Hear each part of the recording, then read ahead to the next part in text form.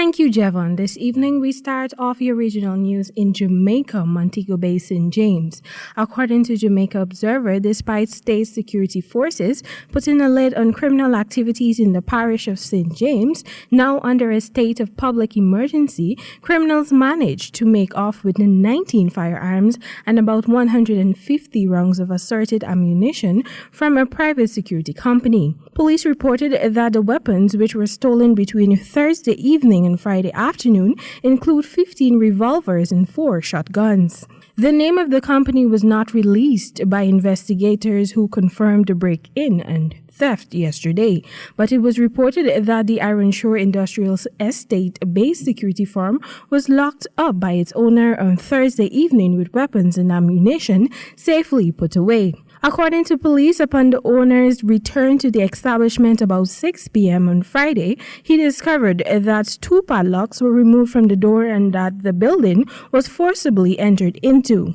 Up to late last Sunday, police investigators said they were still without a lead in the break-in and theft.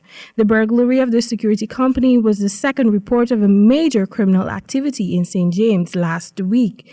It was reported that about 8:55 p.m. Tuesday, a group of brazen gunmen traveling in the motor car in an attempted robbery shot up a truck traveling on the Elegant corridor, injuring 3 occupants. The injured truck driver sped from the attackers and sought refuge at the Coral Gardens police station. The truck was believed to have been transporting a large sum of money.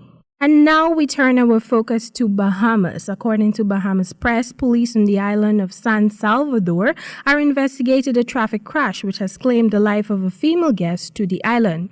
The accident occurred when 2 vehicles were traveling in opposite direction. The guest and a local resident vehicle slammed head-on with each other. The female tourist died while her husband survived the accident. The local female in the second vehicle received serious damage to her legs as the engine of her vehicle crushed them.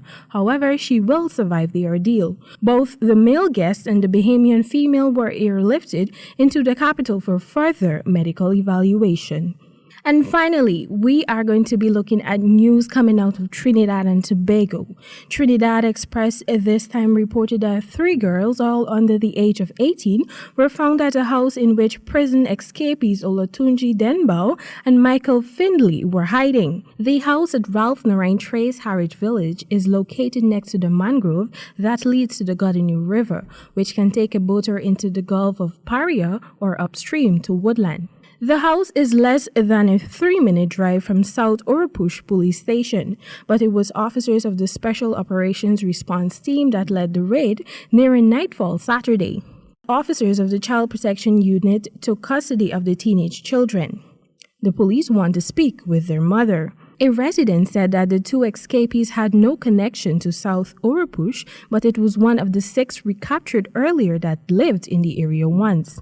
He may have shared the hideout location. Residents say they are deeply disturbed that the escapees could have been lurking in the area undetected and praised the police for their intervention. The capture of the men brought an end to their freedom bid from the Golden Grove prison, Aruca. On the morning of May 15, the 2, along with 6 other prisoners, broke out of the prison.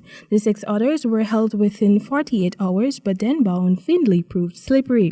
They posted social media videos and voice notes telling citizens that they had no intention of harming anyone and would surrender on the condition that their cases be brought before the courts, as they have claimed they are innocent.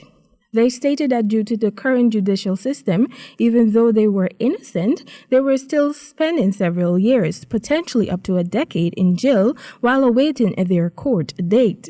The other 6 men, Stephen Austin, Joshua Janet, Brent Johnson, Mikhail Mohammed, Kerry Valentino, and Abita Saley, have been charged with escaping lawful custody. They have pleaded not guilty to the offense and the matter was adjourned. And that has brought us to the end of your regional news this evening. Back to you, Javon.